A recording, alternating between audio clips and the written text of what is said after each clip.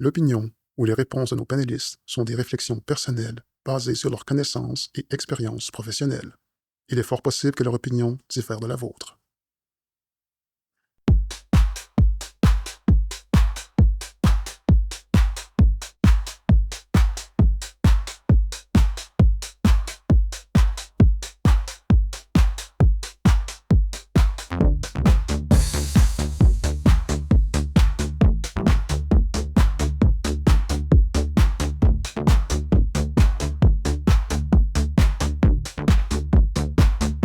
Bonjour mesdames et messieurs et bienvenue à ce 10e et dernier épisode de la saison 2 de l'Apport Collectif.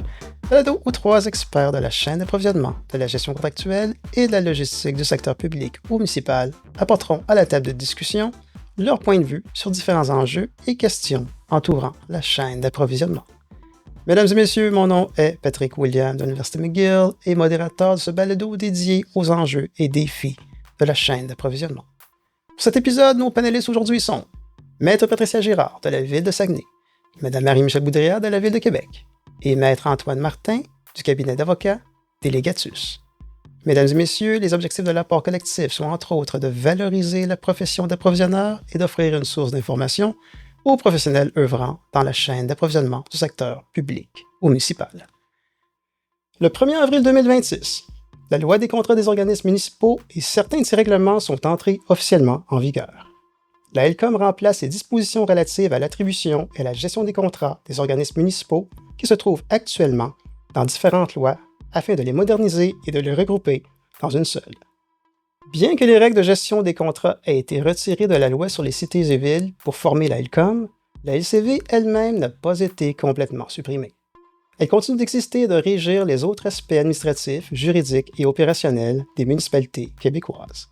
Dans cet épisode, on mesure l'impact sur les équipes APRO de ce changement et on fait un survol des nouvelles obligations et nouveautés faisant partie de la LCOM, tout en faisant un parallèle avec la LCOP. Panélistes, pour bien lancer la discussion, quels sont les principaux objectifs de la LCOM? Qui voudrait prendre la parole? Je peux me lancer, puis mes collègues, n'hésitez pas à surenchérir. Donc, d'abord, ce qu'il faut savoir, c'est que ça faisait plusieurs années que les acteurs du milieu municipaux faisaient des pressions, ou en tout cas militaient pour une réforme là, complète du régime contractuel des municipalités. Parce que en fait, il alléguait que la loi sur les cités et villes était complexe puis un petit peu trop rigide. Donc, la nouvelle loi avait pour ambition de permettre aux organismes municipaux d'avoir un régime contractuel qui était simplifié, performant, puis qui répondait aux besoins d'aujourd'hui, parce qu'évidemment, on évolue, là, les organismes publics, puis évidemment, la gestion contractuelle aussi. Euh, Puis évidemment, tout ça devait se faire sans faire de compromis quant à l'intégrité des marchés publics, qui demeure quand même une valeur forte de la nouvelle loi, qui était d'ailleurs une valeur forte aussi là, dans la loi sur les cités et villes, puis qui l'est tout autant d'ailleurs pour la loi sur les contrats des organismes publics. Puis il y avait une volonté réelle aussi là, d'aligner les deux lois, en fait, la loi sur les contrats des organismes publics et la nouvelle loi, là, la LCOM, la loi sur les contrats des organismes municipaux. Donc, évidemment, bien qu'il y avait une volonté de les aligner, on ne pouvait pas non plus en faire un copier-coller parce qu'il y a quand même des particularités qui sont fondamentales aux organismes municipaux, notamment l'autonomie municipale qui est importante. Donc, ils les ont alignés autant se faire que peu, mais sans faire de compromis, évidemment, sur les particularités des organismes municipaux. Donc, la LCOM, elle a 4 objectifs, favoriser la concurrence, promouvoir l'intégrité puis la transparence des marchés publics, assurer une saine gestion des fonds publics, puis affirmer le traitement équitable des entreprises. En fait, tout ça, on peut le lire à l'article 1 là, de la LCOM. Là, j'ai rien inventé, j'ai rien paraphrasé non plus. Pour ceux qui connaissent bien la LCOP, ce qui est quand même intéressant, la LCOP, la loi sur les contrats des organismes publics, c'est que dans la nouvelle mouture de la LCOP, ces dernières années, le législateur a beaucoup intégré d'éléments liés au développement durable. Oui. Je pense notamment là, quand on lit les objectifs de la LCOP, on peut lire que l'utilisation des contrats publics doit être un levier de développement économique pour le Québec et ses régions. On lit aussi la mise en place de procédures efficaces et efficientes comportant notamment une évaluation préalable des besoins adéquates et rigoureuses qui s'inscrivent dans la recherche de développement durable au sens de la loi sur le développement durable. En fait, ce qu'il faut savoir, c'est que bien qu'on ne retrouve pas ces éléments de développement durable dans les objectifs de la LCOM tels que cités là, à son article 1, il faut savoir que ce sujet est nullement évacué là, du cadre normatif applicable aux organismes municipaux. Il est juste traité différemment, en fait. Les organismes municipaux, ils ont l'obligation de se doter d'un règlement sur la gestion contractuelle qui doit traiter de ce sujet-là. Donc, en fait, là, je vais citer un article de l'ALCOM. L'ALCOM dit à l'égard du règlement sur la gestion contractuelle qui doit traiter des mesures favorisant l'acquisition responsable ainsi que les biens et services québécois ou autrement canadiens. C'est donc dans le règlement sur la gestion contractuelle des municipalités qu'on retrouve les objectifs, dans le fond, de développement durable qui se retrouvent dans de la LCOP. Donc, à toute fin pratique, quand on compare les objectifs de la LCOM versus les objectifs de la LCOP, j'espère que je ne perds pas les gens avec mes acronymes, ben, on retrouve là, les mêmes fondements. Donc, voilà. Puis, au niveau du développement durable, là, je rajouterais qu'il y a quand même une série d'outils qui sont intégrés là, dans la LCOM qui sont intéressants à utiliser. C'est des outils qu'on connaissait déjà pour certains là, dans la loi sur les cités et villes, que ce soit au niveau de l'homologation des biens, d'évaluation de qualité. Mais il y a eu des nouveaux outils quand même qui sont intéressants en matière de développement durable à utiliser. On peut parler de la marge préférentielle hein, qui peut servir à tout acabit, là, tant que c'est lié à l'objet du contrat. Donc, on peut certainement en faire utilité là, pour ce qui est du développement durable. On parle de la prise en compte du coût total de possession. Donc, on verra un règlement là, qui sera joint à ça ultérieurement. Puis aussi, là, une série d'outils qu'on peut utiliser puis intégrer à nos pratiques. Patricia, tu viens de mentionner de marge préférentielle. Là, moi, je ne suis pas un spécialiste de la LCV, whatever, mais il n'y avait pas ça avant? C'est nouveau? La marge préférentielle, quelque chose qui existait pour la LCOP?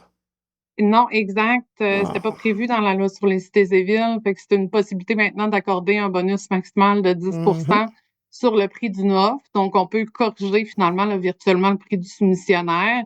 Dans ce cas-ci, si on l'utilisait à des fins de développement durable, bien nécessairement, si le soumissionnaire est responsable ou offre un bien là, qui prend en compte le développement durable, mais on pourrait utiliser cette marge préférentielle-là. Puis non, elle n'était pas prévue autrefois dans la loi sur les cités et villes.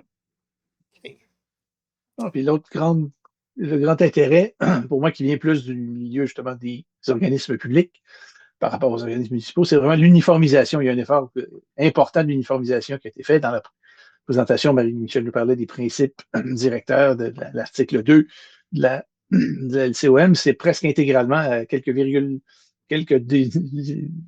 alinéas après dans les paragraphes et dans la mise en forme. C'est exactement les mêmes principes qui sont dans les deux lois. C'est logique, ça permet de s'assurer qu'on suit les mêmes règles. Idem pour le régime des contrats de partenariat sur lequel on va revenir tantôt, qui est intégralement pris, qui a été pris de la LCOP, puis il a été inséré dans la LCOM, qui ouvre celui-là un effet très, très, très important pour les municipalités en leur donnant vraiment accès maintenant à tous les modes de réalisation de projets possibles. Et puis là, je vous réfère à l'épisode qu'on a fait là-dessus la saison dernière. On a fait une nomenclature complète des modes de réalisation. C'était un des bémols qu'on avait apporté, malheureusement, disant que dans le monde municipal, pour l'instant, c'est pas possible. Maintenant, ça l'est. C'est une énorme avancée pour le monde municipal. Puis ça implique tout un paquet de choses. Je pourrais faire un peu la genèse parce qu'on n'a pas eu l'occasion de parler même de ces adaptations-là très précisément pour quand la définition a été changée ou a été introduite de ces contrats de partenariat-là dans la LCOP, puis pourquoi ça a été fait comme ça, puis pourquoi on a importé le régime tel quel sans changer une virgule dans le monde municipal. On va revenir là-dessus tantôt. Mais donc, tout ça permet, il y a aussi un autre régime qui est copié-collé entre les deux lois, c'est celui de l'attribution des contrats de gré à gré, ou la conclusion d'un contrat de gré à gré. C'est vraiment tout à fait les mêmes paramètres, avec les mêmes exceptions, les mêmes procédés, mêmes processus. Ça permet notamment d'uniformiser la jurisprudence entre les deux lois, puis les processus de sélection, puis ce qui rapporte, notamment aussi celle de l'AMP. L'AMP qui se prononce sur les processus de sélection, au moins, ça sera plus important sur ces éléments-là. Est-ce que c'était pour un organisme municipal ou pour un organisme public? Les décisions vont être interchangeables, pourront s'appliquer dans l'un et l'autre domaine, puisque ce sont les mêmes dispositions qui régissent maintenant ces trois catégories de contrats-là. Donc, cet effort d'uniformisation-là est très intéressant. Il va être très bénéfique, je pense, pour le monde de l'approvisionnement à la longue. Tu as raison, Antoine. Dans les derniers mois ou années, là, on pouvait voir que l'AMP importait l'obligation de faire une évaluation sérieuse, documentée des besoins, qui n'était pas nécessairement non, c'était pas limpide, là. dans la loi sur les cités et villes. Hein. On pense qu'une bonne ville qui a une bonne pratique utilisait quand même là, un processus similaire, mais il n'y avait pas d'obligation en tant que telle, alors que l'AMP souvent l'importait comme une obligation pour les organismes municipaux ou venant faire une obligation. Donc, c'est sûr que là, ça devient intéressant là, d'avoir arrimé les deux lois à ce niveau-là. Là, on sait que, oui, la LCOM, c'est basé pas mal sur la LCOP, mais en fouillant dans la LCOM, il y a une nouvelle terminologie qui a été développée. C'est adjudication puis octroi, maintenant, ça va s'appeler, c'est attribution. Appel d'offres public, c'est procédure ouverte. Puis il y en a quelques autres. Là. Donc là, écoute, panélistes, pourquoi ce changement-là? Parce que là, je pense que c'est ça. Il y a une possibilité qu'un organisme public fasse des appels d'offres avec des municipalités, mais là, pourquoi changer des mots comme ça? Là? Il y a quelque chose que je ne comprends pas. J'ai pas la réponse à toute la question, mais tu sais, prenons par exemple là, le terme procédure ouverte, procédure sur invitation. Je pense que ces termes-là sont plus englobants que le terme appel d'offres, puis risquent de mieux passer les années. Par exemple, là, tu sais, il n'y a pas juste des appels d'offres qu'on peut faire en guise de procédure ouverte.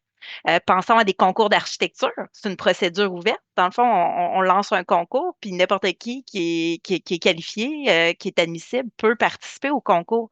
On pense aussi aux appels de proposition. Hein, dans les grands projets, on voit beaucoup d'appels de proposition. Puis avec les contrats de partenariat, ça va continuer d'évoluer. Puis il y a peut-être une autre patente qu'on ne connaît pas en date d'aujourd'hui, qui va s'appeler autrement, qui va être une procédure ouverte puis qui va pouvoir être faite. Donc, moi, je pense que c'est un bon move d'avoir fait ce changement lexical-là. Est-ce que la LCOP va s'inspirer éventuellement de ça? Sûrement. On l'espère. En tout cas, bref, moi, je suis plutôt favorable à ce changement-là. Sinon, pour les modes d'attribution de contrat, en fait, les termes, oui, sont nouveaux, mais il faut savoir qu'il n'y en existait pas dans la LCV des vrais termes. Donc, quand on lisait, par exemple, l'article qui parlait du système d'évaluation globale des critères, il n'y avait pas de nom à ce mode-là qui était expliqué dans la LCV. Fait que là, ça créait une grande confusion générale. Je vais vous donner une expérience personnelle. Quand je lisais les documents du MAMASH qui dans le fond, qui allait un petit peu plus loin, qui élaborait sur les modes d'attribution, ben, il me parlait, il avait nommé ça d'une manière X. Malheureusement, je n'ai pas retrouvé le nom qu'il avait donné. Mais quand je faisais une recherche dans la LCV de ce mot-là, de ces quelques mots-là, alignés ensemble, j'avais pas de concordance. Fait que là, de quoi tu me parles? Puis à la Ville de Québec, fouillez-moi pourquoi, on avait un autre champ lexical pour désigner exactement la même chose. Fait que, tu sais, puis je suis convaincue que dans d'autres villes, il y avait d'autres dénominations pour désigner la même chose. Fait que là, avec la LCOM, on a une appellation pour chaque mode d'attribution, ce qui va faciliter le référencement là, quand on pense à des guides d'utilisation, de la documentation à l'attention des conseillers en approvisionnement ou juste les fournisseurs aussi, ça va être plus facile pour eux de comprendre ce dont il est question. Fait que, bref, pour le reste, j'ai pas d'explication, mais à tout le moins, pour ces deux éléments-là, je trouve que c'est des bons moves que le législateur a fait. Je partage entièrement ton avis, Michel, parce qu'en effet, un appel d'offres, au départ, ça va bien quand tu fais juste ça. Tu appelles des offres, on te renvoie des offres. Là, quand tu parles d'un appel d'offres en 2 étapes, ben là, ça n'a pas de sens. On finit par appeler ça un appel de qualification, puis un appel de proposition, puis on appelle ça, cette double procédure-là, un appel d'offres, mais en deux. Ça n'a pas de sens. C'est une procédure ouverte. C'est plus, voilà, on va vers le public, c'est ouvert. Puis après ça, on devient plus libre d'utiliser les qualificatifs qu'on veut, puis la nomenclature qu'on souhaite là-dedans. Puis en effet, des appels de qualification, appels de proposition pour des appels, ce qu'on appelait des appels d'offres en 2 étapes, c'est assez établi. Puis si on parle juste d'un processus de sélection, tu vois, plutôt que ça désigner spécifiquement un appel d'offres. Donc, je trouve ça en effet une bonne idée. Puis j'ajouterais aussi que le terme appel d'offres n'est pas évacué de la LCOM, hein. Donc, ça existe encore. D'ailleurs, tu as un paquet d'articles qui traitent voici ce que vos documents d'appel d'offres doivent contenir. Donc, quand tu prends le chemin de faire un appel d'offres, ben, tu dois inclure ces éléments-là. Mais si tu prends le chemin de faire un appel de proposition, ben là, peut-être que ça ne s'appliquera pas. Mais bref, il ne faut pas penser que le mot appel d'offres n'existe plus, il n'est plus possible de faire des appels d'offres. Non, pas du tout. C'est juste un terme général, procédure ouverte, qui permet de faire différents processus d'acquisition. C'est intéressant. Par contre, là, on se rend compte qu'on est dans une période de transition quand même. Donc, il y a des appellations qui vont varier pour différents mécanismes. Là, ce qui arrive, c'est que nous, comme experts en matière d'approvisionnement, on se comprend. Là, actuellement, on va avoir un chevauchement de terminologie. Puis c'est sûr que quand on parle à nos requérants, quand on parle aux services, c'est entre le langage terrain, le langage approvisionnement, puis même, on a vu SAO qui nous envoie des mentions comme de quoi, bon, eux, il n'y a pas de changement là, à la terminologie, ils regroupent tout sous un seul vocable encore. C'est quand même merveilleux quand on y pense. C'est le SEAO, c'est le système électronique d'appel d'offres. Exact. C'est le PO, normalement, il faudrait que c'est changé. Le système électronique de procédure ouverte. Puis, tu sais, quand on regarde la documentation qui est émise actuellement par le ministère des Affaires municipales, il n'y a pas eu de correction ou de modification. Fait que c'est sûr que pendant un bout de temps, on va vivre avec une double terminologie, alors que c'est déjà pas un domaine qui est accessible ou facile à comprendre pour nos services. Je pense que ça aurait été intéressant de faire un changement global, tout le monde en même temps, puis de se dire, OK, là, on vide la question, puis on change la terminologie pour tout le monde. Là, en tout cas, espérons que le changement dans nos ministères puis au niveau des organismes publics se fasse plus rapidement. Ah, tu as tout à fait raison. Ça nécessite une gestion du changement incroyable. Juste dans nos différents systèmes, nous, on avait un référencement qui était basé sur nos appellations anciennes. Puis là, il faut tout changer, nos systèmes informatiques, justement, pour référencer aux bonnes choses.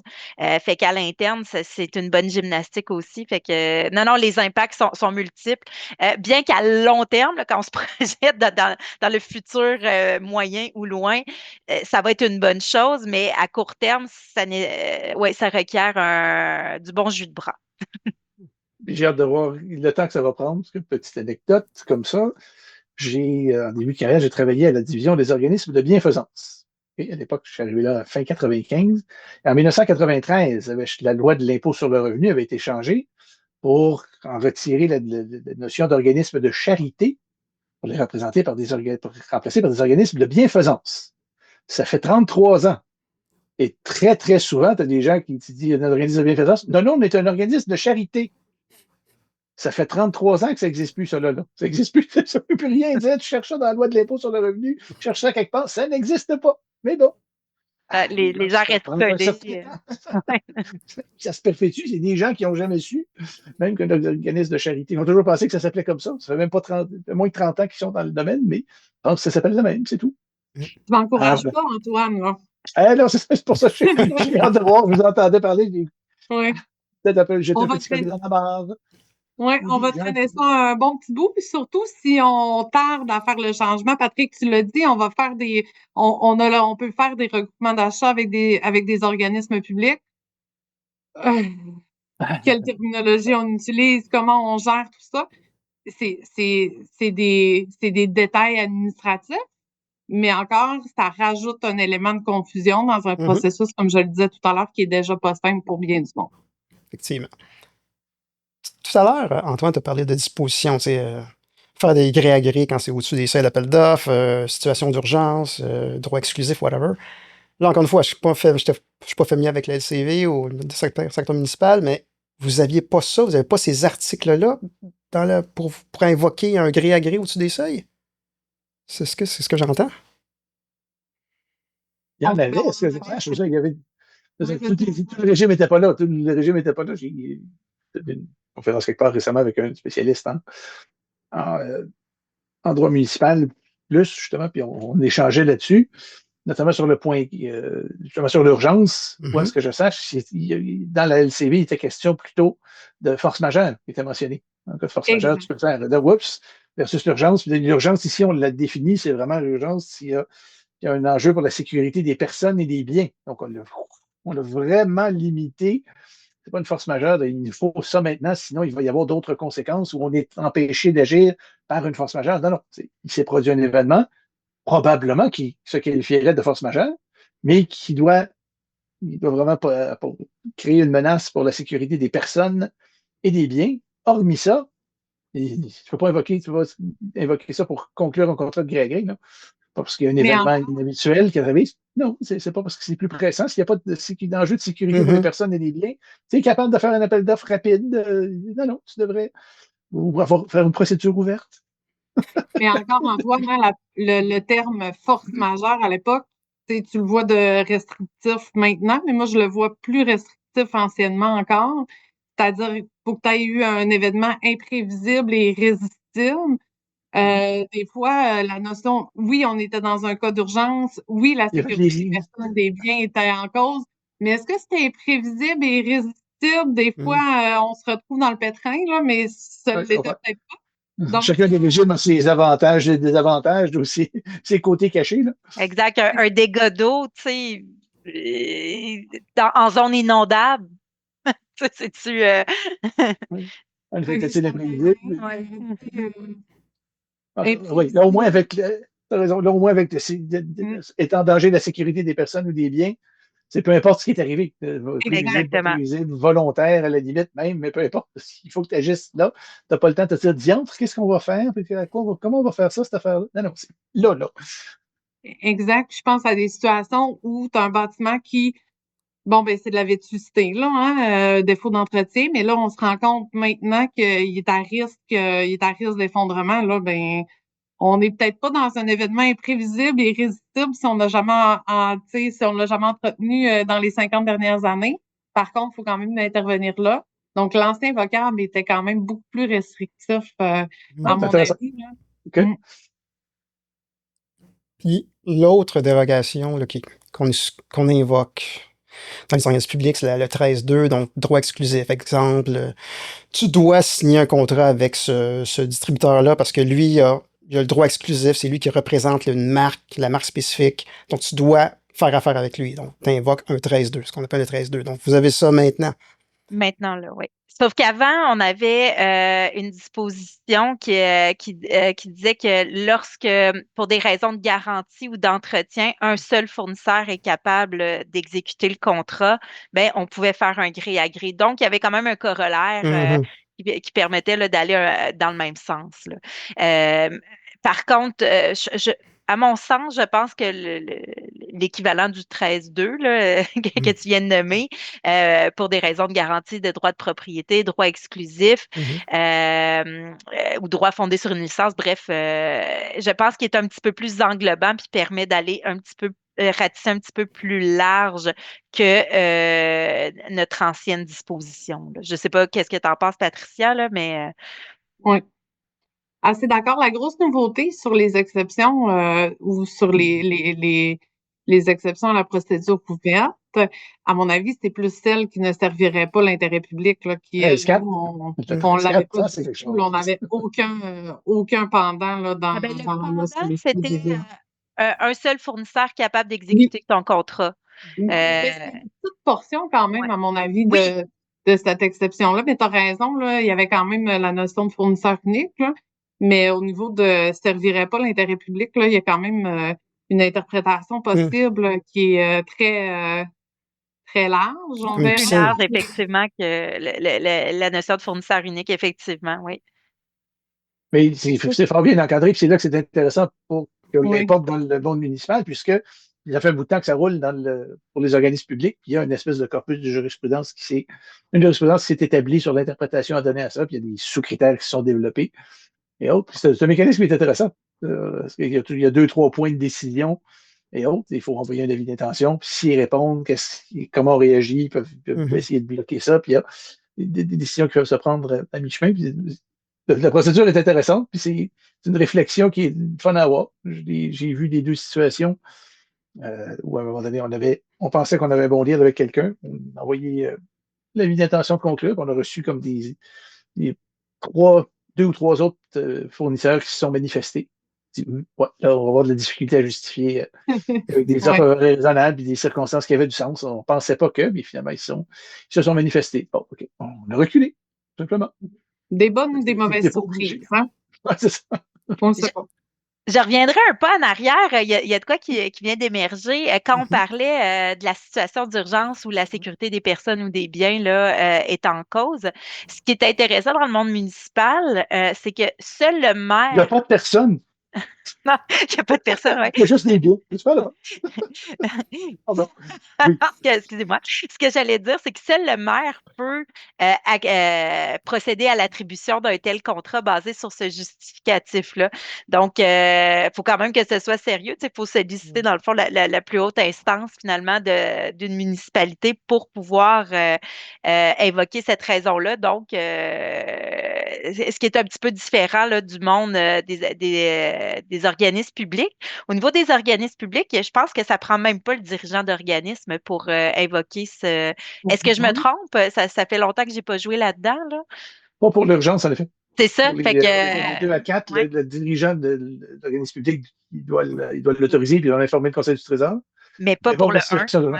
Oui. Exact. Fait que c'est quand même une particularité qui peut, en tout cas, éviter que ce soit un peu trop frivole, là, les motifs pour invoquer le cas 1. Dans toute l'intégration de l'ALCOM, est-ce qu'il va y avoir aussi un peu comme nous autres, des annexes à remplir et à faire parvenir au MAMACH ou pour justifier? Est-ce qu'il va y avoir des formulaires ou c'est votre Non. poutine interne?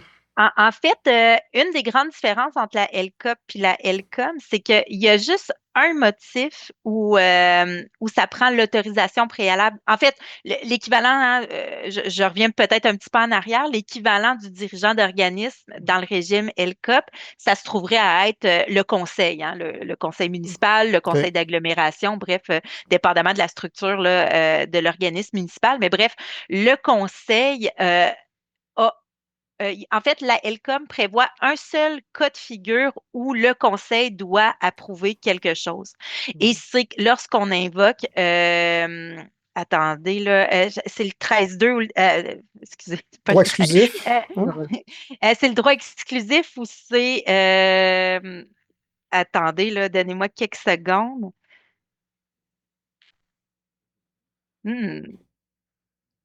En tout cas, c'est soit le droit exclusif ou l'intérêt public, là. Et c'est le seul, tout ça pour dire, c'est le seul cas où il faut présenter quelque chose en amont de la conclusion du contrat. Il faut que ça soit approuvé avant conseil. que tu conclues le contrat. Exactement. Mais il n'y a pas, puis tu sais, faut motiver finalement la décision aussi d'invoquer ce motif-là. Mais pour ce qui est de tout le reste, non, il n'y a pas d'annexe à compléter particulière, contrairement justement à la LCOP où il y a toutes sortes de motifs hein, pour des décisions à risque où il faut aller voir le dirigeant d'organisme. Par contre, il y a un petit peu de reddition de compte à faire au conseil, notamment là. Quand c'est ça. En fait, c'est quand on invoque le droit exclusif là, pour une raison de garantie, droit de propriété, ça, il faut faire une reddition de compte des cas de figure où on l'utilise. Et quand on invoque l'intérêt public, c'est celui-là qui nécessite l'approbation préalable. Excusez-moi, j'ai retrouvé mon information. Là. OK. Il est quand même particulier hein, dans un contexte où on veut alléger administrativement les procédures municipales, où on entend parler de décomplexifier un petit peu toutes les préautorisations, dans la mesure où parce que nous, c'est le cas, là, ici à Saguenay, c'est nos comités exécutifs qui autorisent la plupart de ces contrats-là. Donc, on fasse préautorisé par le conseil municipal qui a déjà délégué sa compétence à un comité exécutif. C'est quand même particulier là, de rajouter une couche d'autorisation alors que ce qu'on veut faire, c'est d'alléger les procédures administratives. Et d'ailleurs, hein, le législateur, lorsqu'il a présenté la LCOM, c'était justement un des grands objectifs, hein, d'alléger, de simplifier. Effectivement, là, on est peut-être moins... malheureusement, puisque ce pouvoir-là semble pas pouvoir être délégué, c'est ça. Non, c'est ça, exact. Puis c'est vraiment l'interprétation du MAMACH. Là. Si c'est votre comité exécutif qui autorise vos dépenses, l'autorisation de conclure un contrat de gré à gré suivant une exception d'intérêt public devra être préautorisée par le conseil municipal. Donc, malgré tout. C'est ce qu'on dit. Si ce n'est pas le conseil qui l'attribue, il doit l'autoriser. C'est ça. Exact. Ça, c'est le dernier alinéa de l'article. C'est 33, là, si on veut. Exact. Faire 13.2, 13.3, c'est 33.2, 33.3. C'est super. Oui, les règles ne sont pas encore développées. Mais d'ailleurs, c'est vrai, on a un peu escamoté ça puisqu'on est entre... je suis avec deux charmantes collègues du monde municipal, du monde des organismes publics, puis Patrick aussi. On a oublié qu'il y a quand même... Il y a des sociétés de transport aussi qui sont visées par la DON. Les sociétés municipales de transport sont visées par ça. Puis justement, parmi les exceptions sur l'urgence, tu as celle-là précisément aussi, on peut y aller la sécurité des personnes et des biens, ou pour un organisme de transport en commun, si le service peut être sérieusement, une situation où le service de transport public est sérieusement perturbé. Okay. Ça va être intéressant, parce que là, qu'est-ce qui est une perturbation sérieuse et autre? On peut imaginer en effet que si tout à coup, il faut faire réparer d'urgence des autobus parce qu'il y a eu un problème, bon, et puis ça coûte cher. Créer un prix de service. Qu'est-ce qui est là? Ça peut être sérieusement perturbé. Je ne sais pas, une grève, est-ce que ça justifierait donc qu'on embauche des slams? Un débat d'actualité. C'est intéressant. Ben oui, n'est-ce pas? C'est vraiment particulièrement intéressant pour moi l'arrimage de la loi sur les sociétés de transport, de la loi sur les cités et villes, sous le couvert de la loi sur les contrats des organismes municipaux. À Saguenay, on est le service d'approvisionnement pour notre société de transport. Finalement, là, on les dessert également. Fait que ça devient intéressant pour nous là, d'arrimer toutes ces règles-là sous le même couvert, beaucoup plus simple. Quoique à Saguenay, je vois pas en quoi je donnerais un contrat. Là. Notre service de transport en commun est quand même correct, mais c'est pas de l'importance, j'imagine, de la Ville de Montréal, par exemple, où on perturberait le métro le matin. Là, les implications seraient autrement, je pense. Donc, si en effet des lignes de transport sont arrêtées, parce que quoi que c'est difficile en effet de voir ce qui, au sein du service de transport. Oui, parce que tu peux toujours. Moins d'exceptions disponibles, c'est intéressant. C'est ça. Tu peux toujours envoyer des autobus en parallèle pour faire le tronçon qui marche. Bref, je ne sais pas. Oui, c'est ça. Si tout à coup, en effet, une ligne ne fonctionne plus, puis un détour où les autobus ne peuvent pas passer par un endroit, puis il faut vraiment que tu assures le service, ben, tu peux te dire, OK, mais je vais engager tous les taxis de la ville, ça va coûter 200 000 pour la journée, whatever, mais en vertu de cette disposition-là, tu as la liberté de le faire. Mais en même temps, monsieur le maire est d'accord. Ou le dirigeant. On ne dit pas que ça l'empêche tout service de transport en commun, ça a dit sérieusement perturbé. Ouais, c'est pour ça que c'est une ligne en question qui fonctionne. Une ligne de métro, rajouter tous les taxis de la ville, les autobus, je pense qu'on est dans un cas où... Oh oui, tout à fait. Mais je pensais même pour vous à Saguenay, là, s'il y a un circuit qui ne fonctionne pas puis qui dessert le cégep, whatever, il faut faire quelque chose là maintenant pour pallier ce manque-là. Puis la seule façon, c'est de réquisitionner tous les taxis de la ville, de réquisitionner des autobus privés, whatever. C'est plus modeste, mais effectivement. Le principe est le même, là. Oui. Ou adapter réduire les trucs. Mais bon, c'est intéressant. Cette twist-là est le fun. Panélis, dernière question avant la pause, la première partie. Bon, la mise en œuvre d'Alcom, ça a apporté des changements dans vos équipes. Qu'est-ce que vous avez fait dans cette transition-là? Qu'est-ce que vous avez fait pour mobiliser vos équipes à, premièrement, comprendre cette nouvelle loi qui débutait le 1er avril, mais aussi comment ils ont, après ça, qu'est-ce qui est arrivé aussi? Vous avez implanté et après, comment ça se déroule présentement? En fait, Je commencerai parce que mon expérience est très brève, puisque malheureusement, l'entrée en vigueur de la LCOM a correspondu avec mon congé de maternité, à peu près en même temps. Non. Donc, en fait, nous, à la Ville de Québec, on a monté une formation là, qui s'adressait à l'ensemble de nos employés. Donc, évidemment, formation qu'on a montée à l'interne puis qu'on a livrée aussi à l'interne, là. Donc, on s'est assuré que tout le monde la suive.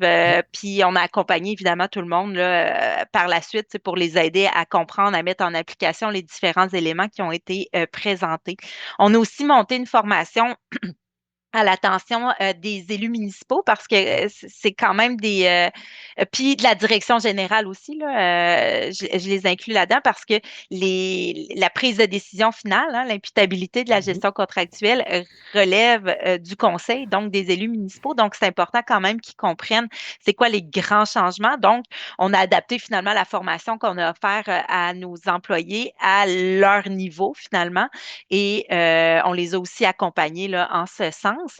Il y avait aussi des dispositions, évidemment, qui touchaient l'ensemble des services, comme par exemple, puis Patricia, tu l'as nommé tout à l'heure, là, l'obligation de documenter l'analyse des besoins, parce que non seulement il faut le faire, mais nous, contrairement à ce qui est prévu dans la LCOP, il faut aussi que ce soit documenté dans tous les processus d'acquisition de 25 000 et plus. Donc, c'est important, évidemment, d'informer tous les services parce que c'est une évaluation qui se fait toujours en amont de l'intervention du service des approvisionnements, hein, notamment dans une évaluation des besoins. Avant d'acheter quelque chose, on va évaluer est-ce qu'on peut réparer quelque chose qui existe déjà? Est-ce qu'on peut louer quelque chose?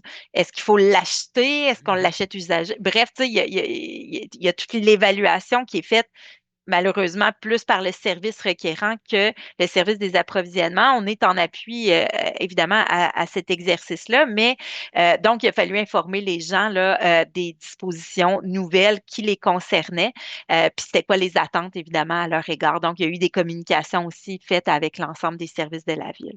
Donc, grosso modo, c'est ce qui s'est fait. Maintenant, sur le terrain, est-ce que tout ça a bien fonctionné? J'ai pas l'historique, j'ai quitté. Donc, je cède la parole à Patricia. Oui. Ben écoute, à peu près la même mise en place à Saguenay, à peu près les mêmes intervenants là, qui ont été rencontrés. Je vous dirais qu'on est encore dans cette étape-là de former certains services. À Saguenay, on est vraiment une équipe très restreinte, mais avec beaucoup de services, un grand territoire, donc on se promène beaucoup. Par contre, on a fait des capsules web aussi là qui sont accessibles, puis qui donnent l'information. On a développé les outils pour leur permettre de documenter, entre autres, leur évaluation de besoins. Par contre, je ne vous cache pas là, qu'au niveau des services, ça a été c'est quand même toute une gestion du changement, là, l'évaluation des besoins sérieux et documentés. Par contre, ce qui pour nous est un élément ultra positif, hein, c'est des choses qu'on leur répète depuis plusieurs années. Que c'est important d'avoir bien évalué le besoin de départ, que c'est d'avoir fait une évaluation du marché, etc. Donc, d'avoir bien planifié, de s'assurer de pas fractionner leurs achats, de penser à l'ensemble du besoin à combler. Fait que c'est sûr que cette modification-là avec la LCOM, bien que c'est une grosse bouchée à prendre tout d'un coup, là, à partir quand on dit à partir de 25 000, l'ensemble des acquisitions, ce qui fait quand même un montant considérable d'appels d'offres de processus de mise en concurrence à documenter, là. Mais par contre, c'est vraiment quelque chose de positif.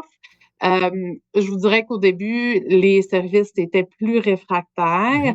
Par contre, avec le temps, là, puis ça fait quand même que 2 mois, là, un peu plus de 2 mois que la loi est entrée en vigueur. Il y a déjà beaucoup plus de facilité à venir documenter leur dossier. Puis, je pense qu'avec les outils qui ont été faits en amont puis qui se servent, ça leur permet de réfléchir plus loin à l'analyse de besoins. Souvent, ils sont dans l'urgence, dans l'opération, ils prennent pas trop le temps là, de prendre un pas de recul. Fait que je pense que c'est un beau plus quand ça va être bien ancré, bien assimilé, qu'on va avoir fait 1 ou 2 tours de roue. Là, je pense que ça va être positif. Mais effectivement, là, la transition n'est pas terminée chez nous.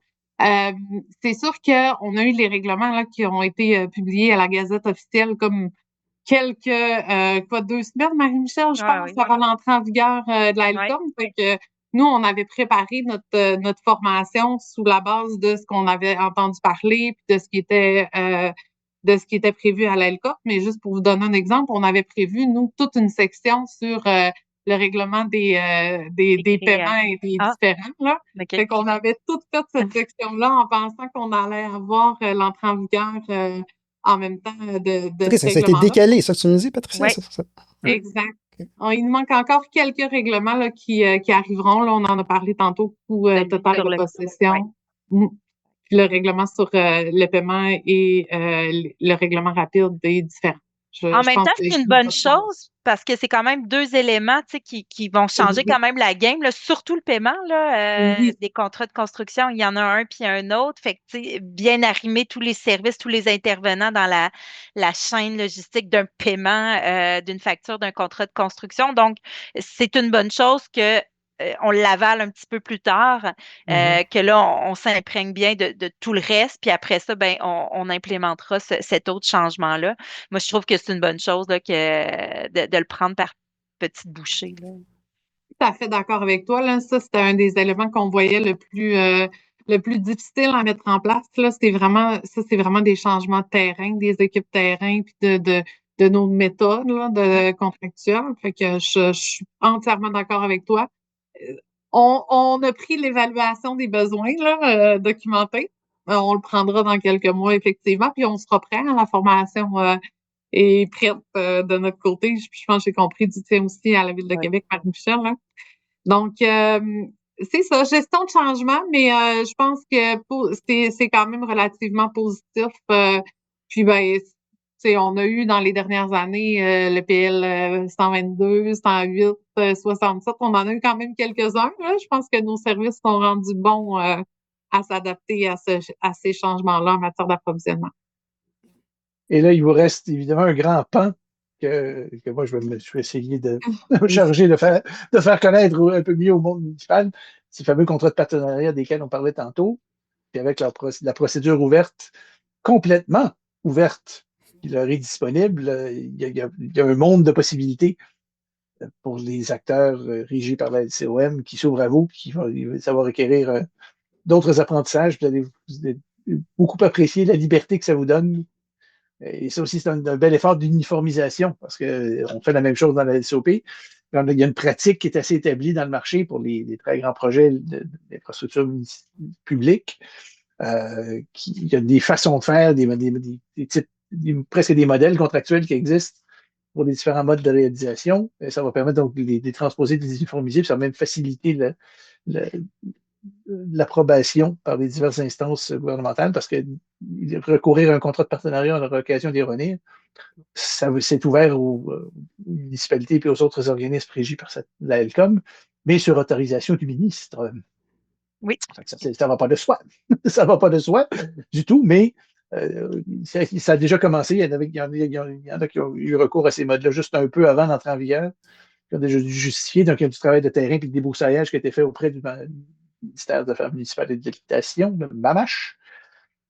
Donc, déjà, ça se simplifie. Là. Ceux qui arrivent ont déjà l'avantage d'avoir débroussaillé un peu le terrain. Ils parlent beaucoup de la MAMACH, quand ils sont perdus, ben, ils parlent au Trésor. Donc, le Trésor, ben, ils ont l'habitude de voir ça pour les organismes publics. Donc, il va y avoir une belle uniformisation là, mais pour les municipalités, il va y avoir bien des choses à apprendre là-dedans. Vous allez être surpris de voir même ce que ça peut vous permettre, puisque vous êtes capable de faire maintenant. Pour peu que M. le ministre soit d'accord. Panélistes, ceci complète la première partie. N'oubliez pas de cliquer sur le bouton d'abonnement à notre chaîne YouTube et suivez l'apport collectif sur Spotify, Apple Podcasts et Instagram. Tous les épisodes de la saison 1 et 2 sont disponibles sur YouTube, Spotify, Apple Podcasts, Amazon Music et d'autres plateformes bien connues. Panélistes, continuons la discussion quant à la nouvelle loi sur les contrats des organismes municipaux. Il est maintenant possible pour un organisme municipal d'attribuer conjointement un contrat avec, entre autres, un organisme public. Comment voyez-vous cette possibilité d'un point de vue stratégique? Donc, exemple, Marie-Michel, tu veux lancer un appel d'offres, tu m'appelles, l'Université McGill, on se met ensemble pour lancer un appel d'offres conjoint. comment voyez-vous cette stratégie qu'on peut développer ensemble pour avoir des meilleurs prix, plus de soumissionnaires?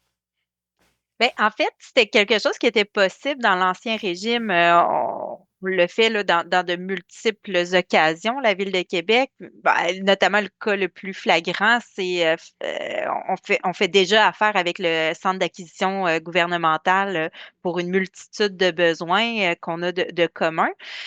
Sinon, on s'est regroupé avec la Ville de Lévis pour acheter du sel de déglaçage. On s'est regroupé avec notre société de transport en commun pour une multitude de besoins qu'on avait de commun.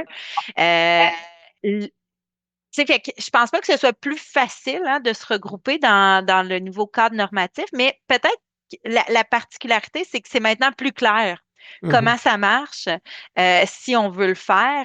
Je pense notamment à toute la notion de mandat. Tu sais, avant, la loi parlait pas qu'il fallait faire un mandat, ni dans notre charte à la Ville de Québec, on a une charte. Donc, le modus operandi pour concrétiser un achat regroupé, c'était peut-être moins clair. Aussi, maintenant, la loi dit que ben, c'est quel cadre normatif qui va s'appliquer, tu sais, selon qui prend le lead de l'appel d'offres. Mhm. Euh, donc, puis avec qui aussi on peut se regrouper, tu sais, ça va même très loin, hein, on peut se regrouper même avec des OBNL, un organisme municipal. Donc, ça dessine bien le carré de sable d'un regroupement d'achat. Après ça, ben, sur la notion des regroupements d'achat, ben, c'est sûr que, surtout quand on travaille conjointement sur un même projet, je pense aux MTQ qui font parfois des travaux sur, oui, leur réseau routier, Mhm. mais qui a un petit bout de tronçon sur le réseau municipal qui mériterait aussi de l'entretien au même moment que le travail qu'a à faire le MTQ. Ben, c'est pas mauvais de se regrouper, tu sais, puis peut-être même envoyer le même entrepreneur faire les mêmes travaux. Comme ça, ben, on s'assure qu'il n'y a pas d'enjeu au niveau de la maîtrise d'œuvre, la santé-sécurité sur le chantier. Évidemment, économie, parce qu'on parle d'une mobilisation, puisqu'on est tout à proximité. Fait que, bref, il y a de nombreux avantages à faire de l'achat regroupé avec justement d'autres organismes que des municipalités. Puis je pense que la LCOM, elle vient renforcer justement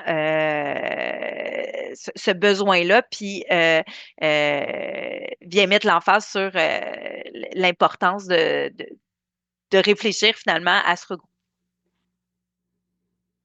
Mais oui, c'est vrai qu'il y avait quand même plusieurs choses hein, qui étaient possibles. Nous, je vous en ai déjà parlé souvent, nous, on se regroupe avec d'autres villes pour nos Mhm. achats de transformateurs. Hein, il y a même principe.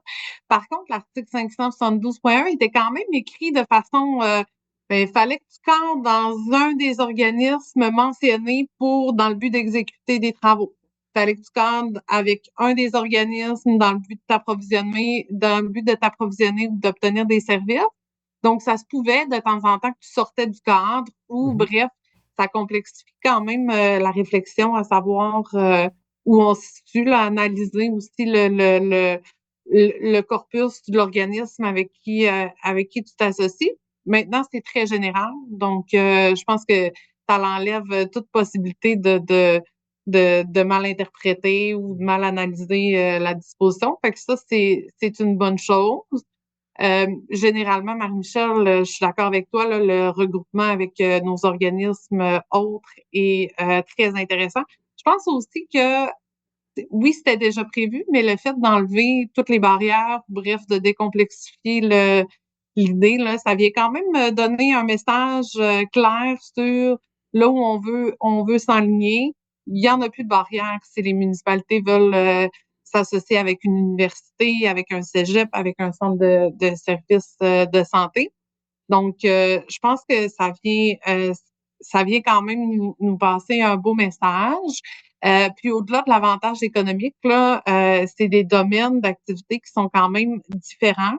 Si on pense aux universités là, qui développent beaucoup en termes de recherche, en termes d'innovation, je pense que ça pourrait être intéressant de mettre en commun là, la réalité ou la connaissance très opérationnelle des activités qu'une municipalité peut avoir avec la connaissance plus innovation, recherche, connaissances que l'université peut avoir accumulées au fil des années. Fait que je pense que le message est positif. Je pense que c'est des occasions qu'on peut saisir. On a déjà parlé, hein, Patrick, je pense que ça fait 1 ou 2 épisodes, là, pas plus que ça. Je pense que c'est des occasions qu'on rate de Oui. vraiment faire nos activités en silo, puis de faire nos appels, nos procédures ouvertes en parallèle. Là. Puis d'ailleurs, je l'ai pas raté, Antoine, tu me surveillais. Donc, je pense que c'est intéressant. Par contre, faut pas sous-estimer non plus les défis d'un regroupement comme celui-là. Les organismes n'ont pas les mêmes cycles budgétaires, n'ont pas les mêmes structures de gouvernance, pas les mêmes mécanismes de reddition de comptes, pas la même agilité dans un cas comme dans l'autre.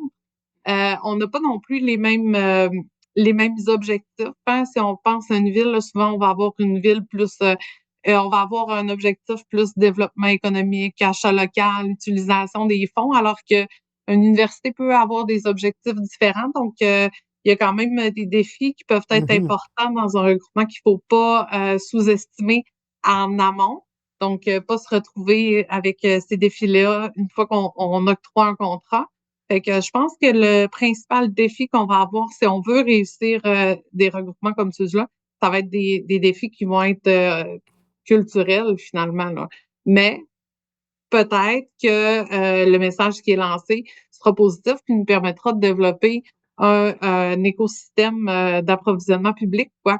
D'ailleurs, là-dessus, là, il y avait déjà eu des rencontres des grandes villes avec, entre autres, le Centre d'acquisition gouvernementale. Effectivement, on a accès à certains appels d'offres. Il y a quand même des façons qu'on est capable d'augmenter les partenariats là, qui sont faits entre les municipalités et les organismes publics. Ça peut passer, je pense, par le Centre d'acquisition gouvernementale, là, qui est un gros donneur d'ouvrage pour les organismes publics. L'ALCOM a introduit des contrats de partenariat pour offrir une plus grande flexibilité aux municipalités puis permettre la mise en œuvre de contrats dits collaboratifs pour, entre autres, des grands projets. Comment voyez-vous ça? C'est un nouveau volet stratégique quant au partage de risques des organismes municipaux dans la réalisation de projets municipaux, mais comment voyez-vous ça, des projets collaboratifs? Je sais que Antoine, tu es un spécialiste en la matière, on avait parlé à la saison 1. Comment voyez-vous cette nouvelle possibilité aux municipalités? Ouais, en fait, on vient uniformiser les régimes très clairement avec celui de la LCOP, qui avait besoin, lui, d'être modernisé pour enlever enfin une épine du pied des organismes publics à l'égard des modes dits alternatifs qui existaient et permettre des véritables modes collaboratifs, permettre leur mise en œuvre, parce qu'il y avait des restrictions un peu complexes. La loi sur les contrats des organismes publics était toujours fondée sur une liste de types de contrats qui doivent être, pour lesquels on doit lancer un appel d'offres. Mm-hmm. Et il y avait là-dedans des contrats de construction qui devaient être réalisés par le détenteur d'une licence, c'était 4.2, je pense, là. Et la façon dont était monté la façon dont est montée la loi, tout tel contrat de construction était alors soumis à au processus de sélection strictement défini dans le règlement 5 de la loi sur les contrats des organismes publics, le règlement sur les contrats de travaux de construction des organismes publics, le RCTCOP, le règlement 5, qui lui prescrit chaque sous-détail possible, à peu près. Un appel d'offres, c'est très, très, très pointilleux. Il y a un paquet de choses desquelles tu ne peux pas déroger. Il y a des modèles de cautionnement qui sont là et autres. OK. Tout ça fonctionne bien pour un appel d'offres pour des travaux de construction en gérance de construction ou en mode traditionnel, comme on l'appelle, ou en entreprise générale. Là. Donner un contrat à un entrepreneur général. Là, ça fonctionne bien.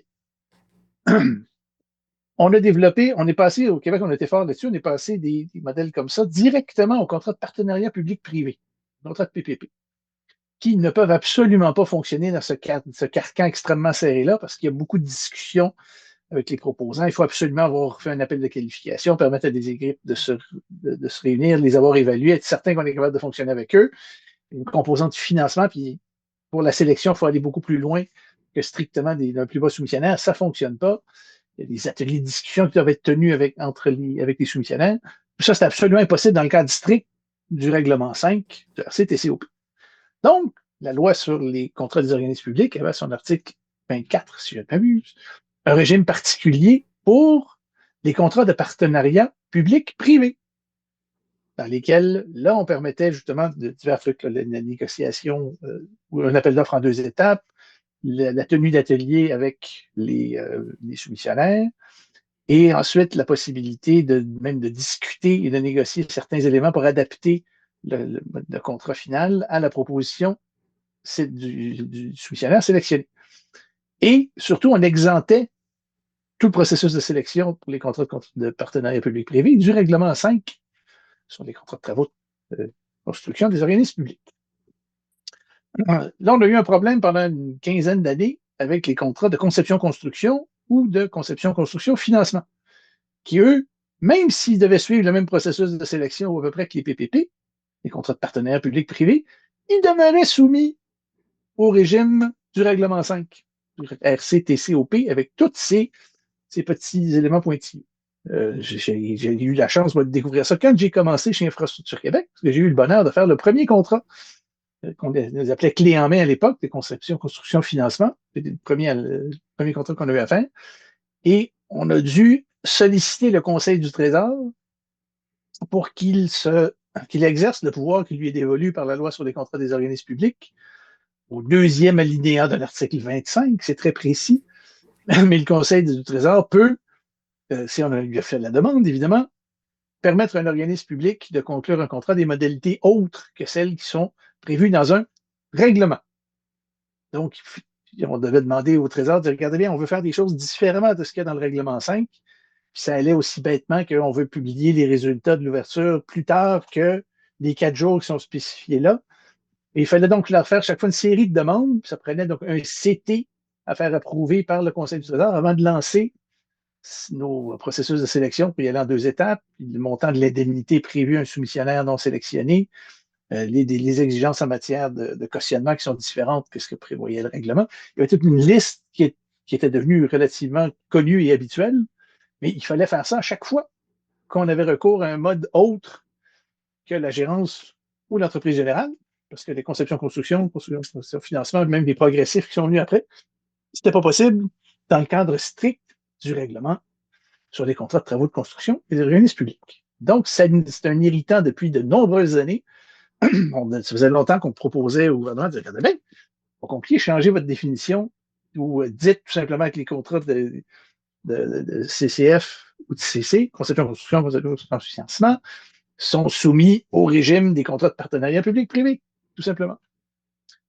Le gouvernement a fini par nous écouter, ou le législateur a fini par nous écouter plusieurs années plus tard, parce que quand on regarde cette notion de contrat de partenariat, c'est tout simplement la loi n'a presque pas changé.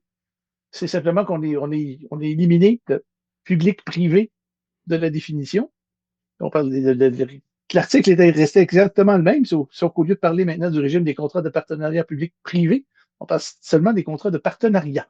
Puis on a changé la définition de contrat de partenariat public-privé, puis on y a ajouté quelques petits éléments pour élargir le spectre qui était visé. Avant, des contrats de partenariat public-privé, ça exigeait absolument qu'il y ait de l'exploitation et du maintien d'actifs pendant un certain moment, en plus de la responsabilité de conception, de construction et de financement. Il fallait qu'il y ait de l'entretien. Si tu ne tombais pas là-dedans, s'il n'y avait pas d'entretien ou d'exploitation à long terme, tu ne pouvais pas être un contrat de partenariat public-privé. Maintenant, en enlevant, on a reformulé un peu le texte pour venir dire que peut-être qu'on confie à un entrepreneur la conception du projet en plus de la construction, hop, on devient un contrat de partenariat, essentiellement. Et on peut y ajouter en plus une approche collaborative. L'approche collaborative, ça a le dos large. On définit aussi un peu plus loin ça, l'approche collaborative. On a mis certaines balises, là, on a défini certains types de relations qui sont considérées une approche collaborative. On dit qu'une approche collaborative, ça peut être avant ou après l'attribution du contrat. Avant, c'est pour permettre des discussions avec les soumissionnaires avant la conclusion du contrat, de la discussion sur le projet, les aspects contractuels, techniques, financiers du projet, avant sa conclusion, qui sont les fameux ateliers bilatéraux de discussion qu'on voit traditionnellement dans le processus de sélection d'un projet en conception-construction au moins, ou en CCF ou en PPP, où on permet, là, une fois qu'on a identifié nos soumissionnaires, dans le cadre d'un appel de qualification, on les rencontre, puis on leur consacre un certain moment, on les rencontre séparément, ou l'organisme public les rencontre séparément, puis discute avec eux de divers aspects du projet pour s'assurer d'une compréhension commune, qu'ils puissent valider certaines hypothèses qu'ils ont. Quand aussi, nous, on développe tel concept, c'est nous qui allons savoir est-ce que vous êtes d'accord avec ça, est-ce que ça vous convient, est-ce que ça fit avec vos besoins. Et nous, on peut donc, à ce moment-là, on va voir arriver des trucs, dire ouh, non, ça, peut-être que ça fit avec nos exigences, mais c'est pas ça du tout qu'on veut, ça nous intéresse pas, on veut pas. Ou comment voulez-vous le faire? Donc, il y a un dialogue qui s'installe. Donc, ça fait, on a regroupé ça dans l'approche collaborative, mais on a vu, avec la formulation qui a été prise, ça nous permettait d'englober aussi les nouveaux modes dits collaboratifs que sont la réalisation de projets intégrés et le mode alliance qui n'a pas été mis en œuvre encore, mais la RPI, on commence à en avoir quelques-uns qui se mettent en branle au Québec. La SQI semble vouloir opter pour le modèle plus RPI que le modèle alliance, en tout cas. Ces contrats-là qui sont, eux, il n'y avait aucune façon de les faire fitter dans le cadre de la LCOP ou de son règlement. Il n'y a aucune façon, même les dérogations au règlement, ça ne se peut pas. Ça ne fonctionne pas parce que je vous rapporterai là, les explications que j'ai pu en donner dans l'épisode 4 de la saison 1. J'ai fait une espèce de nomenclature des modes, l'explication des principes généraux. Rapidement, dans une RPI, fondamentalement, on sélectionne les parties prenantes importantes à un projet, d'abord et avant tout en qualité, leurs compétences, leur capacité à collaborer avec l'organisme public. On a certains paramètres financiers qui interviennent, mais globalement, on conclut le contrat avant d'avoir fixé le prix, d'avoir établi même un coût du projet. Ça va à l'encontre de tous les principes qu'on a mis en place pour la sélection des soumissionnaires et des signataires d'un contrat avec le gouvernement.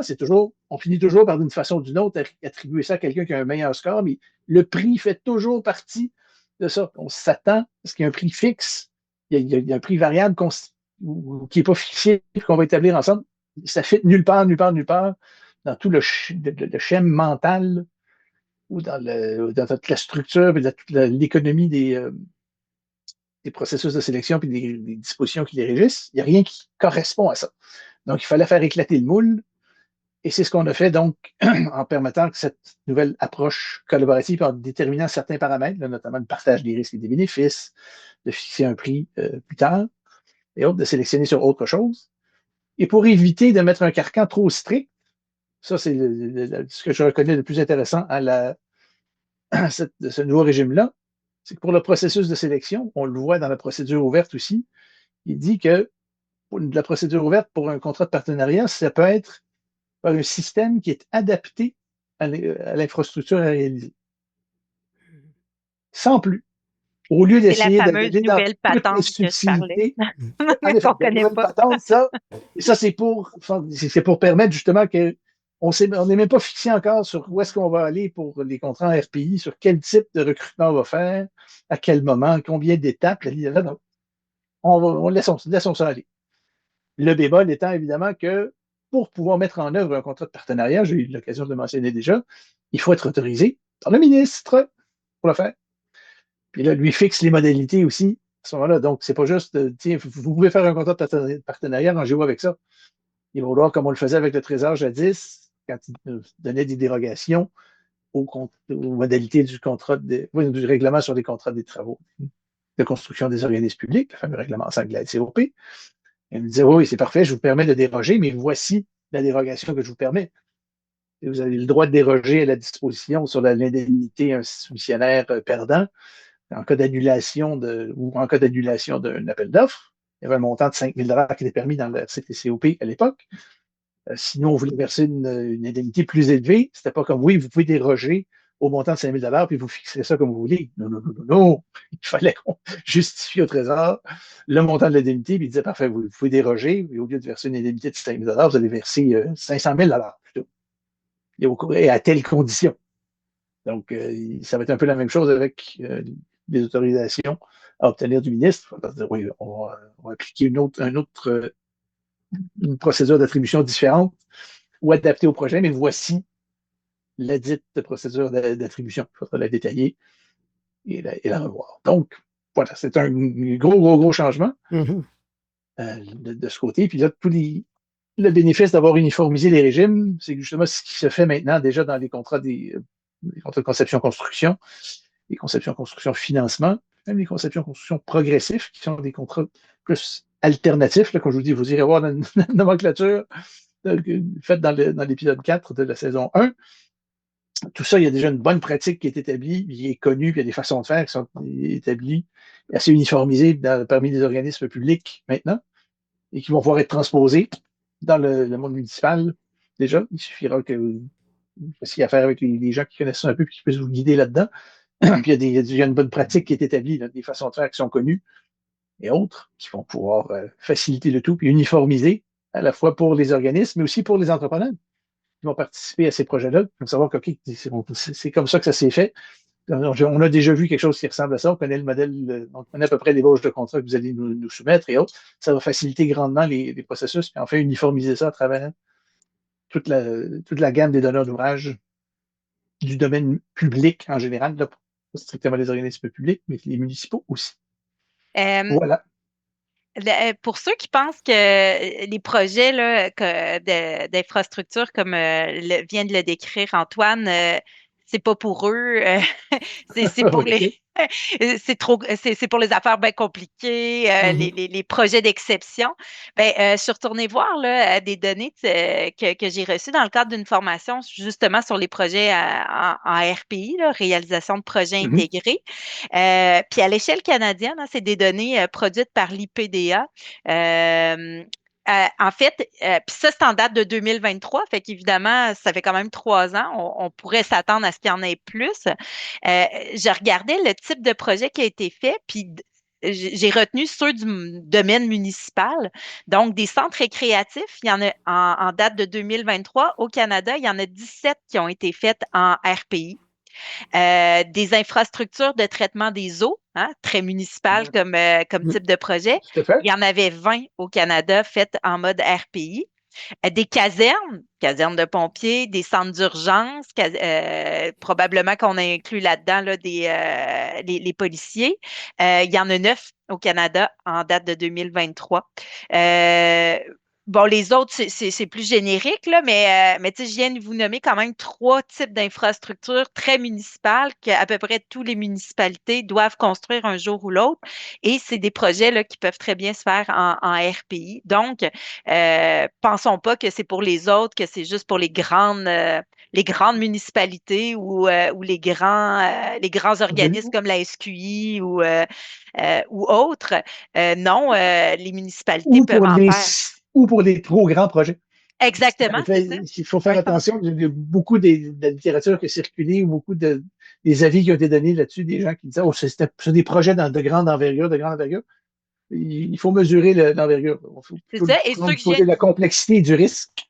Exact. Et ceux que je viens de vous nommer, ben, c'est des projets qu'on voit passer hein, dans une carrière, dans une municipalité, absolument. Il y a des projets d'excavation? Pas dans ma liste, mais quand c'est des projets qu'on voit dans une carrière. Ouais. Mais d'infrastructure de traitement des eaux, clairement, quand tu touches au traitement des eaux, tu as peut-être de l'excavation à faire pour abouter tout ça. C'est vraiment une belle avancée quand même pour le monde municipal. Moi, on en entend parler là, de la part de nos équipes plus gestion de projet hein, qui sont intriguées par les bénéfices qu'ils peuvent aller chercher.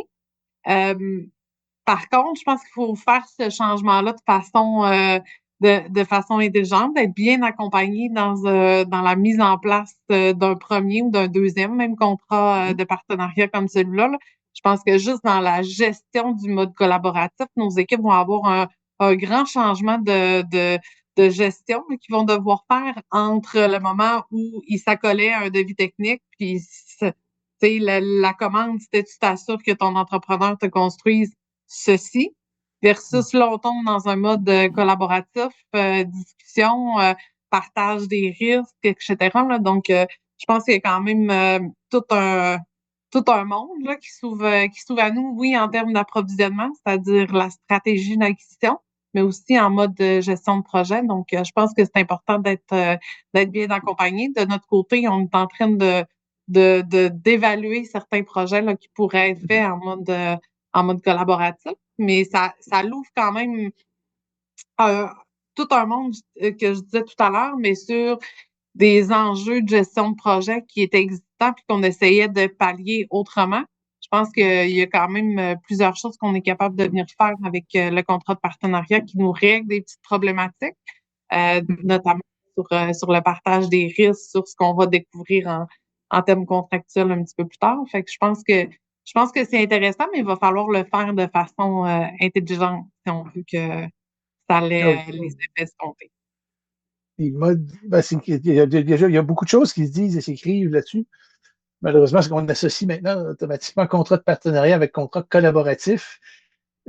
Non. Il faut faire attention au terme, à mon sens. Là. Je ne sais pas si ça va percoler comme il faut, parce qu'il y a vraiment il y a trois grandes catégories, à mon sens, de mode de réalisation. C'est la nomenclature que je vous faisais, puis je pense que c'est qu'elle a le plus de sens. Il y a une portion, pratiquement un schéma contractuel qu'on appelle classique, là, avec les modes de l'entreprise générale, mais de gérance de construction, où là, c'est pas compliqué, tu confies la construction à un tiers, tu as fait la conception toi-même, c'est un contrat forfaitaire souvent, et après ça, tu confies la réalisation, confies la construction à un entrepreneur, sur la foi d'un contrat forfaitaire, puis tu transfères complète responsabilité. S'il s'est trompé dans son évaluation, dans sa réalisation, tant pis pour lui.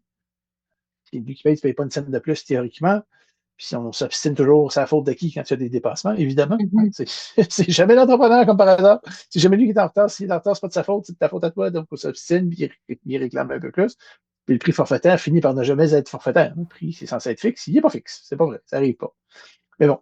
Après ça, on passe dans des modes qu'on a appelés alternatifs. Là, on se fie un peu en reprenant la terminologie ontarienne. Dès qu'on confie la conception à quelqu'un en plus de la construction, là, on change. Il y a tout un mode de. C'est même ça qui vous devient permis. Les contrats de partenariat, ça inclut ça maintenant. Les modes alternatifs, donc la conception-construction, conception donc financement, un PPP. Les municipalités sont maintenant autorisées, ils peuvent faire des PPP. C'est un mode sur lequel il ne faudrait certainement pas cracher, parce que il y a probablement de l'avenir là-dedans, de trouver des façons de générer des revenus, même de le faire financer par d'autres sur un bout de temps, puis de trouver des façons, des sources de revenus, puis payer la réalisation d'infrastructures à même des revenus réalisés. Il y a quelque chose là. Ça peut être intéressant de rapporter ça. Il y a des conceptions-construction progressifs qui sont très, très à la mode et que beaucoup de gens appellent des contrats collaboratifs parce qu'en effet, il y a une plus grande collaboration. Donc, on avance, on ne conclut pas le contrat sur la base d'un prix fixe, on fixe le prix plus tard en commun, mais toujours avec certaines balises. Mais une fois que le prix est fixé, il est forfaitaire. Et celui qui a pris la responsabilité de respecter ce prix-là, il faut qu'il le respecte. S'il se trompe, c'est lui qui assume le risque de dépassement de coût parce qu'il assume, en plus de la responsabilité, les risques qui viennent avec. Et il a donc toujours possibilité de réclamation et de poursuite et de s'obstiner sur c'est la faute à qui. Et après ça, quand on passe dans les modes collaboratifs, il y a une chose qui change absolument tout là-dedans, puis c'est le grand changement de paradigme. On partage les risques plutôt que de les transférer. Et tout le monde est parti au même contrat. Il y a l'entrepreneur, le donneur d'ouvrage et les concepteurs, puis il peut y avoir d'autres sous-traitants importants. Tout le monde est parti au même contrat et partage les risques. Et surtout, pour s'assurer que tout va bien fonctionner, tout le monde renonce à se poursuivre. Ça, c'est ce qui change complètement la donne, le changement de paradigme total. On ne se poursuit pas. On n'a pas le droit de se poursuivre. S'il arrive une erreur, ta faute, ma faute, pas grave. C'est pas important. On évacue complètement cette logique de confrontation et de pure attribution et de défense des intérêts de chacun. S'assurer que s'il arrive un problème, c'est pas à moi que ça va coûter quelque chose, ça va être à l'autre. Non. On structure toute la relation contractuelle pour faire en sorte que s'il arrive un problème, c'est le problème de tout le monde et tout le monde doit y trouver une solution. Et que si on trouve une bonne solution, tout le monde va gagner. Est-ce qu'on a limité des pertes ou qu'on a éliminé des pertes si possible? Et justement, on s'encourage avec tout un mécanisme de partage des gains ou des économies qui sont réalisées. Là, ça prendrait une plus longue élaboration sur tout ça, mais conceptuellement, si le principe de base puis l'argument de vente le plus intéressant de ça, c'est qu'en effet, on se fixe un coût cible, mais si les coûts réels s'avèrent plus bas que le coût cible, ben, on partage les économies qui sont réalisées. Et à l'inverse, mais si on dépasse ce coût cible-là, ben, chacun des intervenants, autres que de leur ouvrage, ont mis à risque une part de leur profit et on se met à gruger progressivement dans leur profit, comme ça, tout en continuant à les payer. Donc, il y a une façon complètement différente de concevoir la réalisation de projet, de concevoir les relations avec les parties et de concevoir et d'aligner les intérêts des parties, s'assurer que tout le monde rame dans la même direction pour mettre vraiment l'intérêt du projet et de la réalisation du projet devant les intérêts de chacun. C'est pour ça qu'on parle de collaboration, de mode collaboratif, parce qu'en effet, on fait tout ensemble. On n'essaie pas de tirer chacun la couleur de notre barre en disant oui, on a tous intérêt à ce que le projet se réalise, mais si c'est pour me coûter plus cher, va faire perdre quelques points de pourcentage de profit si le projet doit aller plus vite. Ça ne m'intéresse pas, je ne le ferai pas plus vite parce que je n'ai pas intérêt à le faire. Donc, c'est le grand changement de paradigme et celui-là, c'est qu'on ne travaille pas pour ses propres intérêts ou exclusivement pour ses propres intérêts. Eh bien, il faut changer tout ça, puis on y va dans l'intérêt du projet. S'il arrive une erreur, ben, trouvons la meilleure solution, tous ensemble. Ça va peut-être faire rallonger ou complexifier la vie de l'un ou de l'autre, mais peu importe, on va trouver la meilleure solution pour le projet. Voilà. Je suis un peu intarissable sur ce sujet, donc je vais parler jusqu'à demain. C'est intéressant. Mais peut-être pour répondre à tes préoccupations, Patricia, sur une centaine de projets là, que j'avais justement décortiqués en différents types de bâtiments ou en tout cas types d'ouvrages, devrais-je dire. Le résultat, c'est qu'il y en a 2 qui ont généré un dépassement de coût, 3 qui ont généré un dépassement d'échéancier, puis 2 qui se sont soldés avec un conflit sur une centaine de projets. C'est autrement que ce qu'on a comme statistique actuellement. Ah ouais? OK. Moi, c'est tiré de l'IPDA, une formation sur la RPI. Maintenant, je prétends pas détenir la vérité. J'ai ressorti tout simplement. Qu'est-ce que tu disais, Patricia? Tu disais que le type de relation que vous c'est ça qu'on voit dans nos projets. Okay. C'est pas 2% des projets qui sont dans différents, mais il y en a. C'est bon, je pensais que tu avais d'autres statistiques. Là, comme... Non, mes statistiques, ce qu'on fait actuellement, c'est intéressant. Tout à fait. Puis, nous, je vous en ai déjà parlé aussi, hein, stade de soccer qu'on a construit en mode conception-construction, 0 dépassement de coût, puis on a terminé avant l'échéancier. Fait que chez nous, ça l'a percolé, là, cette idée-là que des modes qui sont alternatifs permettaient d'atteindre des résultats qu'on trouve pas normalement là, avec nos modes traditionnels. Fait que chez nous, ça l'a percolé. D'un autre côté, ça crée d'autres problématiques. Là. On veut utiliser le mode de conception-construction à toutes les choses. Mais il y a quand même des avancées avec la LCOM là, qui vient qui nous donne des ouvertures quand même pour venir pas y aller en traditionnel, mais couvrir les risques là, qu'on aurait d'y aller en conception-construction dans certains cas. Fait que c'est hyper intéressant, Antoine. J'ai hâte de voir où ça va nous mener dans les prochaines années. Parce que là, ça ouvre un nouvel éventail, ou l'éventail complet des modes de réalisation. Exact. Vous êtes à faire.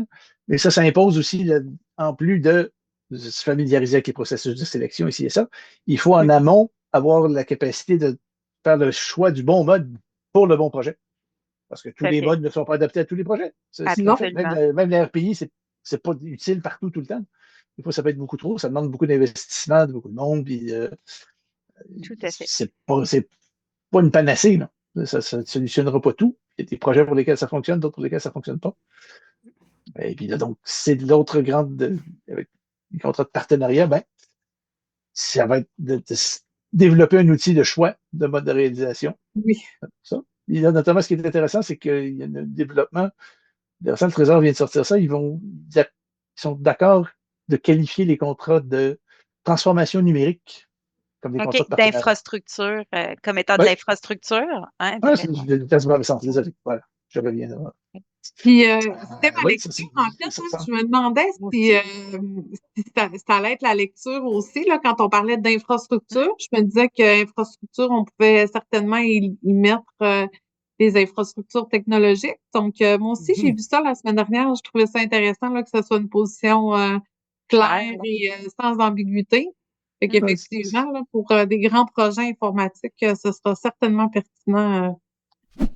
Patricia, Marie-Michel et Antoine, merci de votre participation à cet épisode et votre contribution à valoriser la profession. C'est ainsi que se conclut la 2e saison de l'Apport collectif.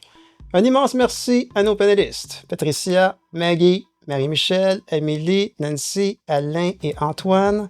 Votre apport a fait toute la richesse de ce balado. Je sais remercier chaleureusement nos partenaires et bien sûr vous, mesdames et messieurs, qui nous suivez épisode après épisode.